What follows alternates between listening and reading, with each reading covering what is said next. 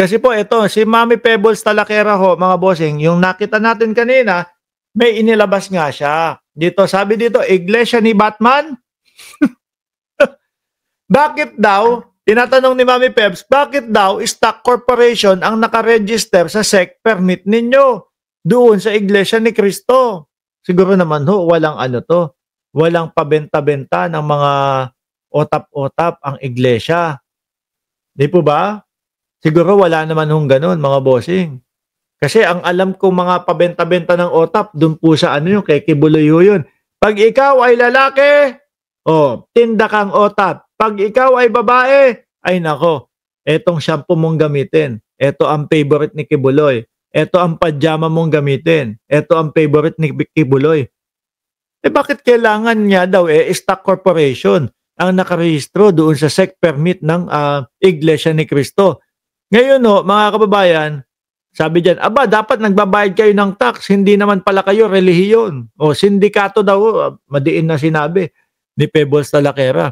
Dito nga po, ang pinakita niya, mga boss chipamo sir, eto SEC registration number, company name daw Church of Christ or Iglesia ni Cristo. Sabi, company type daw po, stock corporation. Tapos, ang ginawa ko mga kababayan, mumurahin pala taste ni Kibuloy. Hindi. Yung si alias Amanda, nung nakita ko yung nakita ko siya doon di ba? Doon sa hearing sa Senado. Lumalabas di ba? Kaya lang nakatakip yung muka. Itsura pa lang makikita mo mukhang maganda na siya Tapos, simula noon, nung lumabas yung mga itsura niya, yung mga talagang walang mga face mask, yung mga lumang litrato, may itsura ho talaga yung bata, mga bossing. Sabi ni Willie Ruado, ayan na, mag-live na si Boss Nyolo. Pagkatapos nito, mga kababayan, lilipat ho tayo diyan sa live ni Boss Nyolo. Ano po gagawin nyo? Simple lang ayan may link sa itaas. Wag muna nyo ako iwan. Alam ko, masaya doon kay Nyolo. At boring dito sa akin. Mamaya na, hindi pa umpisa. Hindi ho, kasi doon kay Nyolo, napapasayaw po yung yung mga nanonood Pati ho ako, napapasayaw gumaganon ako. Tapos biglang, sabi ko, saan nakukuha nito yung mga kanta, mga tugtog niya? Yung pala, siya yata gumagawa nun. Sabi ni Jorge Edralin, na-press ko na nga, pero bumalik ako dito. Yan kasi mangyayari dyan. Pagka pinress nyo, yung nasa itaas na link, direkta na kayo doon sa Kenyolo. Bala kayo, wala pa kayong makikita doon hanggang matapos ako. Hanggang matapos ako. Balik tayo dito sa INC. Ayan nakalagay stock corporation. Ngayon ang ginawa ko mga bossing, sinilip ko, pwede ba yung stock, baka pwede naman sa isang simbahan yung stock corporation.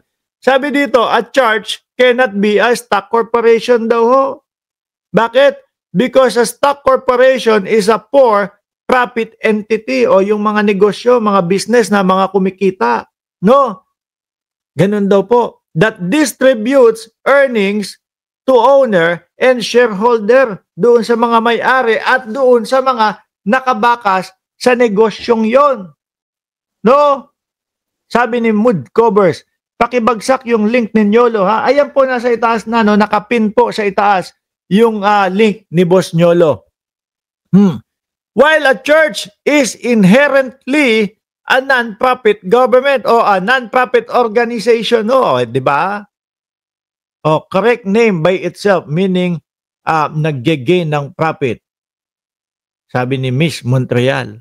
Non-profits are strictly forbidden from distributing net earning to private individuals or shareholders. All revenues must be reinvested into the organization, religious, and charitable mission.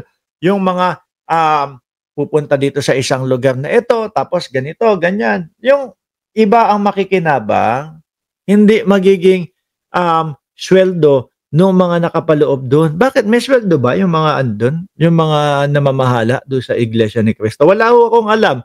Kasi ito nakita ko lang ipinost ni Pebbles Talakera Ngayon, ang tanong dyan, siguro, kailangan na mapag-isip-isip ng ating gobyerno, alamin yung mga simbahan talaga na kasi hindi ko sinasabi na Iglesia ni Cristo ito, pero meron pong mga simba-simbahan diyan, yung mga pakunwari o simbahan tayo pero ang tanging layunin, kumita ng malaki lalo na naku, kapagka yung mga 10%, 10%, 'di ba? Sa Katoliko naman, bahala ka, magkano ibigay mo, ₱10, ₱5, okey lang basta ilagay mo. Kung wala, okey lang, 'no? Pero yung iba meron mga nagtatakda pa ng nagtatakda, o dapat 10% ng kinikita mo, pupunta o idodonasyon mo sa simbahan, gano'n, 'di ba? Tapos sasabihin, sasabihin, hindi naman sa pilitan. Hindi nga sa pilitan, pero 'pag sa misa, kukunsensyahin ka naman. Sasabihin, "Naku, si Lord ang bahala sa iyo kapagka niloko mo yung ika-10 mo. Kapagka niloko mo yung 10% mo, si Lord ang bahala sa iyo." O bahala ka. Kekibuloy naman, tithes naman, tithes ang tawag doong kekibuloy.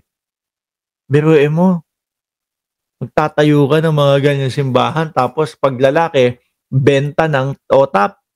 'Pag babae, sama sa tulugan. Gringo! Kaya hindi yan dapat kinatatakutan kahit mag-rally pa ang mga yan. Tungkol naman po sa rally, mga bossing. Ano po, tungkol doon sa rally, sabihin na nating kasi ang sinasabi nila, higit 300,000 daw ho. 300,000 kada araw ang pupunta doon sa 3 araw na rally ho nila. Kung 300,000 ho, mga kababayan, ang konti nun, kakapiranggot lang ho yun. 'Di ba? Sabihin na natin, 2,000,000, ayan 2,000,000 na ang nilagay kong numero. 2,000,000 ang pumunta doon sa rally nila. Ilan po ba tayo mga Pilipino? Kapagka ho yan, si Sir Jorge Edralin, bumembang ho yan at dadagdag na naman. Konting bembangan na lang ho, mga kababayan. Na tayo, 120 million na tayo. Sa madaling salita ho, kung 2 million ang pupunta sa rally, kung 2 million ang pupunta sa rally, ang populasyon no ng Pilipinas, kulang 120 million na. Ibig sabihin, mga bossing, kasama yung mga hindi bumoboto, wala pang 1% yung bilang ng pupunta doon sa rally. Wala akong silbi, mga boss. 'Di ba, sabi ni Ayu, "Oy, wag naman." Sabi ni Ayu, "Bagyuin sana yung rally nila." No? Kasi, ayan, sabi ni Ayu. Kasi mga kababayan, ba't hindi masasabi ni Ayu na manlilin lang?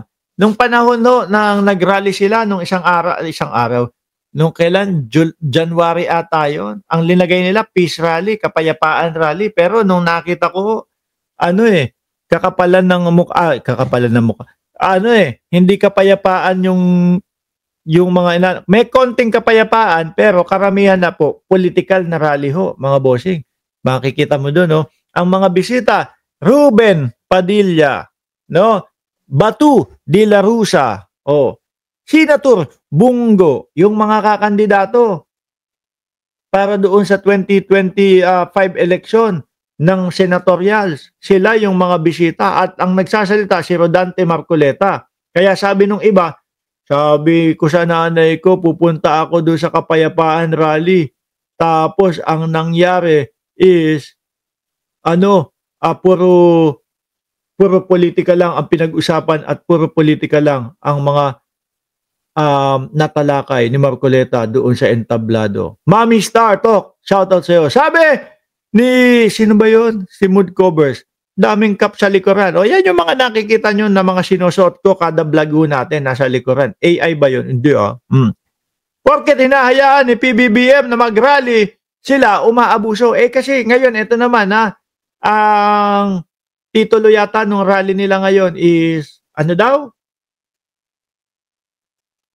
yung, kumbaga, accountability at yung tipo bang, kanina ko pa binabanggit yung word na yan, nakalimutan ko. Yung tipo bang para bukas sa mamamayang Pilipino, lahat kita.